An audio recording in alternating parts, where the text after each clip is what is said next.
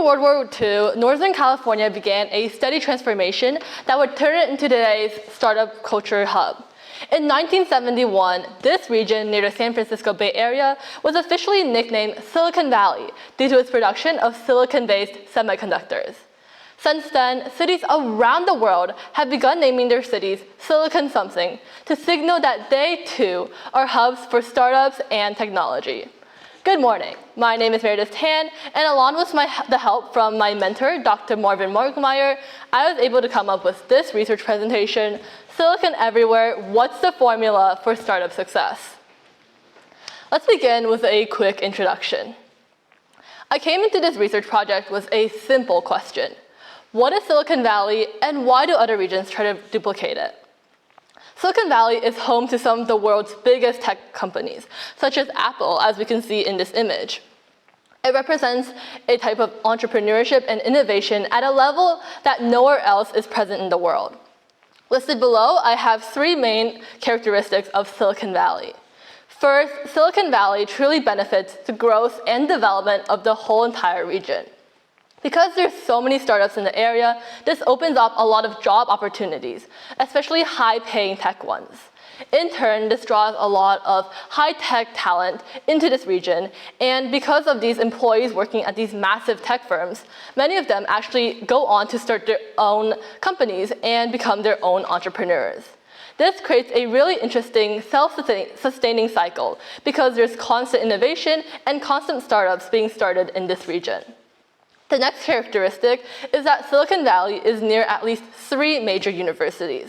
As we can see on the map, Stanford is right there, and it was actually the first university to support any student entrepreneurs. A notable example of this is when two of its students worked with a Stanford professor to create Hewlett-Packard, the first company to invent the personal computer. Truly, without Stanford's help in resources and mentorship, these two students wouldn't have been able to make the computer such a widespread technology today. Up north, we have UC Berkeley, which is one of the 10 University of California schools. It is extremely well known for its tech and engineering program, and its graduates have been really successful in the area. And last, we have San Jose State University. And while it is a state university, it plays a crucial role in helping the more under-resourced students who are still really talented in gaining a great education, as well as linking them with career opportunities. And last but not least, Silicon Valley truly drives the innovation and competitiveness of the region to new levels. Starting in the 50s and 60s, Silicon Valley truly emphasized on its silicon semiconductors. Then in the 80s, due to Apple and Hewlett-Packard getting started up in this region, it focused its shift on personal computers and mobile devices. In the 90s, because of the United States .com boom, Silicon Valley was one of the leaders in adopting the internet and all its benefits. And more recently, in 2000 to 2010, it really placed an emphasis on social media, on apps such as Instagram, TikTok, and WhatsApp. And currently, Silicon Valley is adopting again and is placing an emphasis on AI and technology, specifically on companies such as NVIDIA and OpenAI. Because of Silicon Valley's high success, other regions around the world are also adopting this silicon prefix to market themselves as tech hubs, but to also draw in more talent and investments. Unsurprisingly, because Silicon Valley was started in the United States, most of these silicon-branded regions are also there. It's important to note that while all these silicon-branded regions try to mimic Silicon Valley's success, they all have their own key differentiators. For example, Silicon Peach in Atlanta, Georgia, while it's home to many great universities, it places an emphasis on its low cost of living, which makes it an ideal environment for startups to experiment and innovate in. Then we have Silicon Canal in Seattle, Washington, which is home to large businesses like Amazon and Microsoft, as well as smaller ones such as Getty's Image and Boeing. Silicon Canal places its focus on supporting smaller startups in early development stages. Then looking at things more globally, we have Silicon Fen, of course, right here in Cambridge, which through its innovation and research has been really well known in science, AI, and biotech. Additionally, because of the University of Cambridge, there's a lot of high talent moving into the area. And companies like Raspberry Pi, Helix, and AstraZeneca really help draw in the 70K employees in this region. And finally, the last example I'll be talking about is the Silicon Valley of hardware in China. This went from a rural farmland village to a thriving tech hub after rebranding its name. And now it is home to over 9,000 tech firms, including TikTok. Looking at the related literature, there were many startup success determinants that were repeated across several different papers. Starting with educational institutions, universities really play a crucial role. Not only do they provide high-level education, but also facilities, resources, networks, and sometimes even funding for student projects. The government is not only a funder, but also a consumer of startup success. As we can see on this graph on the right, Silicon Valley differs from the other regions because it has higher employment in software and aerospace.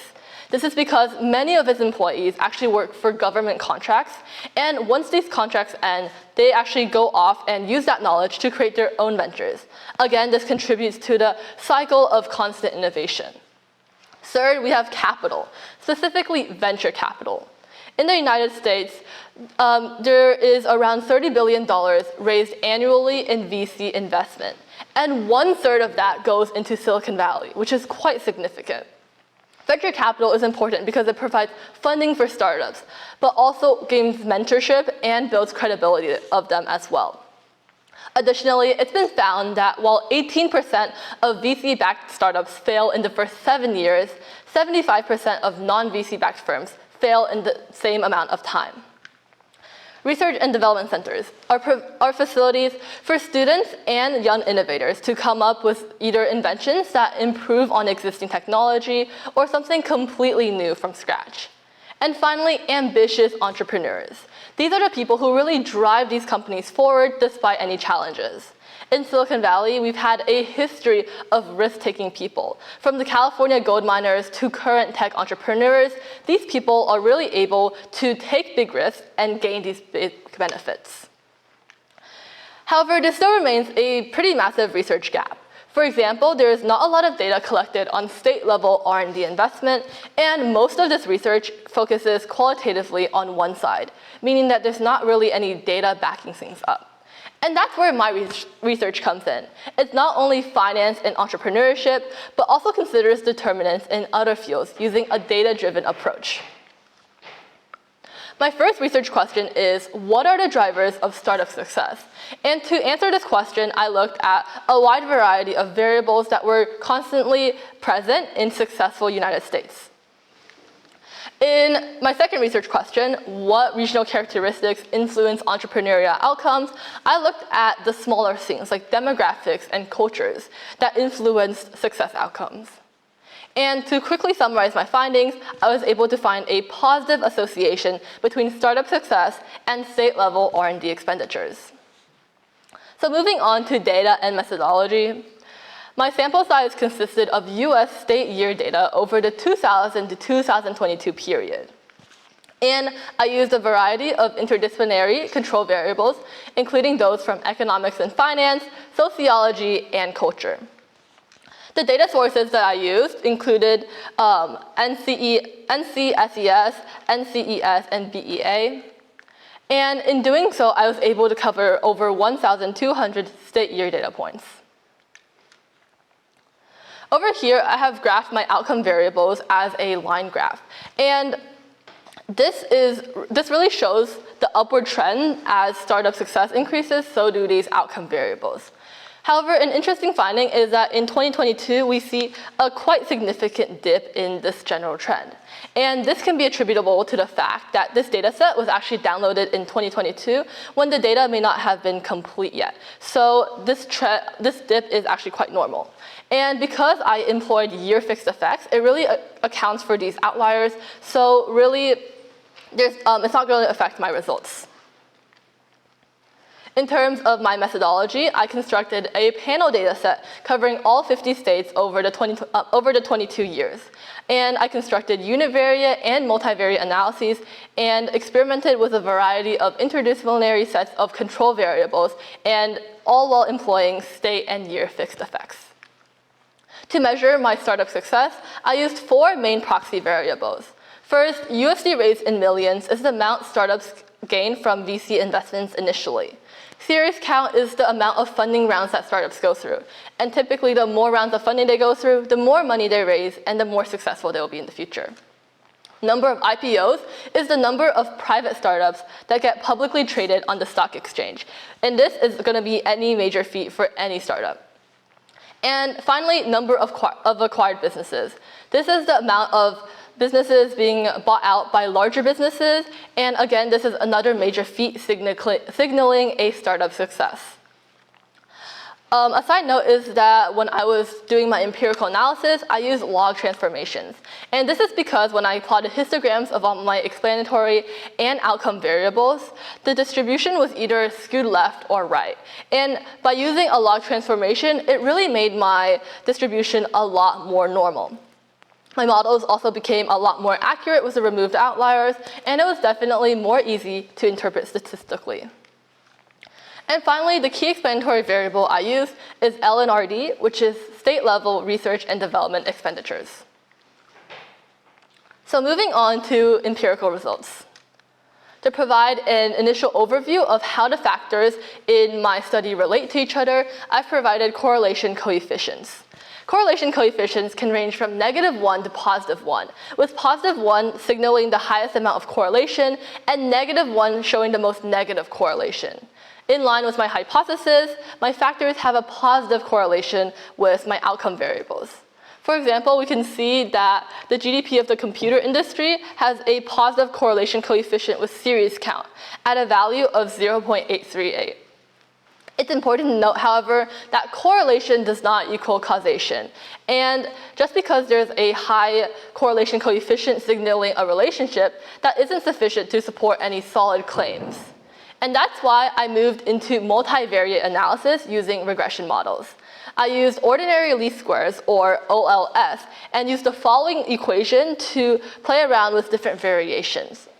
On the left, we have startup success ST, which is representative of one of my 4 proxy variables for state S at year T. Then on the right, we have LNRD, which is representative of one of my key explanatory variables. Controls represents the vector of all my control variables, and delta S and gamma T represent state and year fixed effects respectively.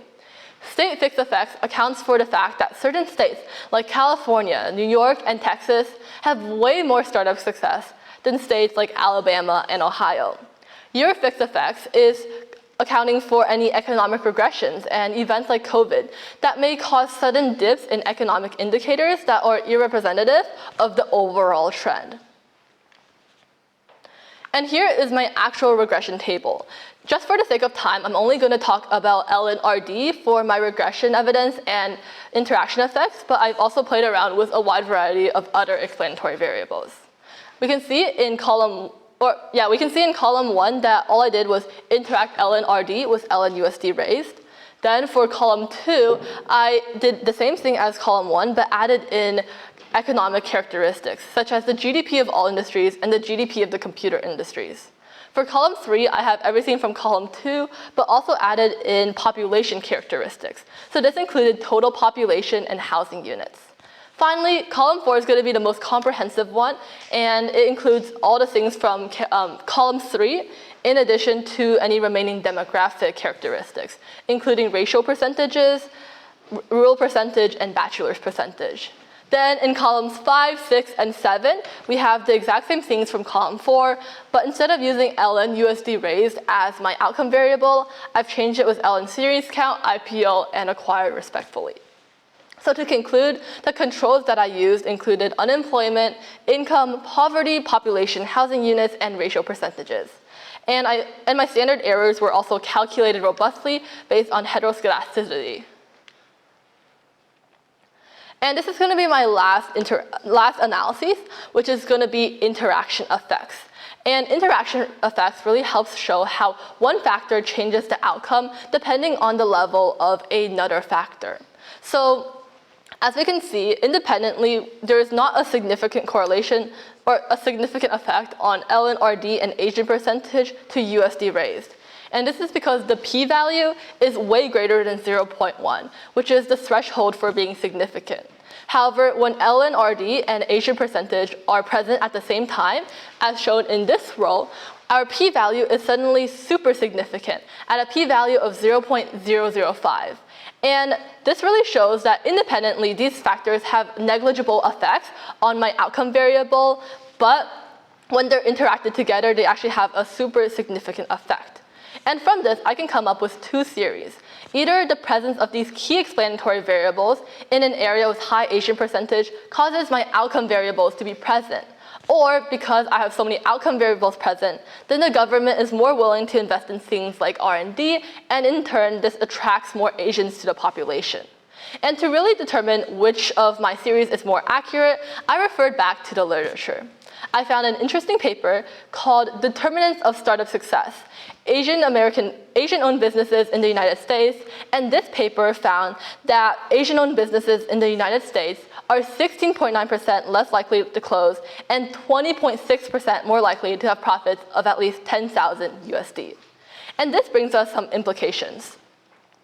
In areas of high Asian percentages, such as Cambridge, which has an Asian percentage of around 15%, if the government invests more in things like R&D, then given the high Asian percentage, the effects on startup success will be especially efficient.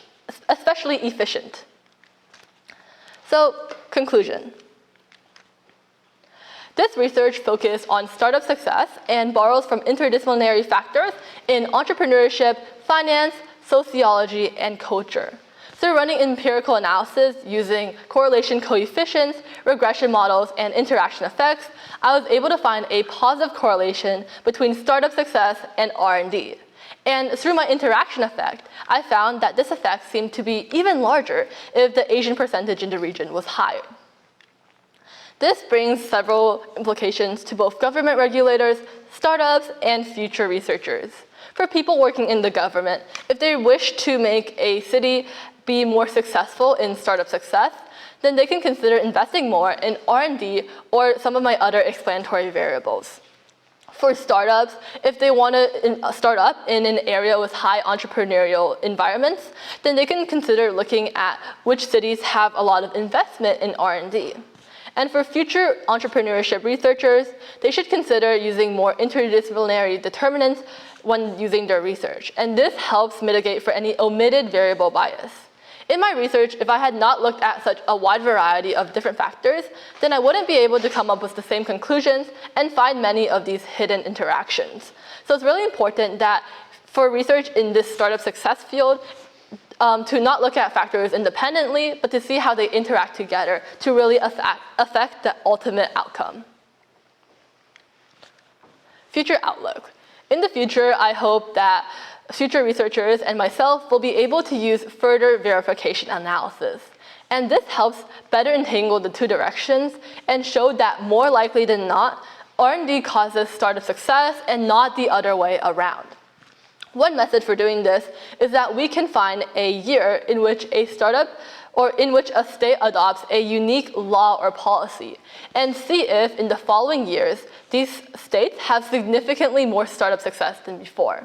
If so, this shows that that law or policy in, for example, the R&D field really influences startup success. Thank you, that's all for today's presentation, and I am now open to questions.